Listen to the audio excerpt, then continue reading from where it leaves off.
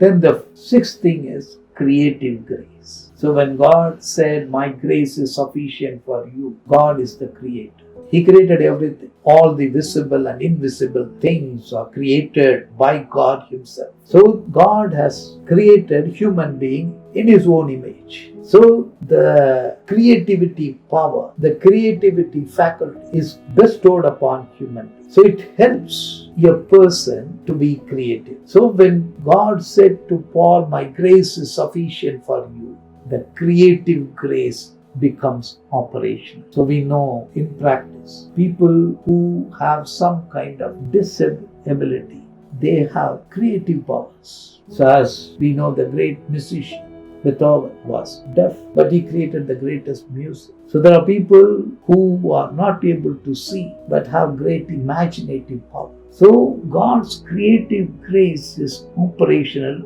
in the natural world itself. It has to be operative in the spiritual realm. That is what God wants Paul to experience. That is what God wants each one of us to experience. So the creative grace is evident in the lives of many saints of God. One of the saints is David, a shepherd boy who became the most powerful king of Israel. So when Goliath challenged the nation of Israel, the army was trembling. Saul, who was the tallest person, did not have the courage to go and fight. So here comes a teenager and says, I will go and fight. And how will he go? So Saul suggested you should wear the full armor. You should have all protection and all offensive war equipment to fight. But David simply rejected it. He said, it doesn't mean anything to me. These armor does not fit me. Maybe it will be a burden for me. So he walks to a stream in meditation and picks up pebbles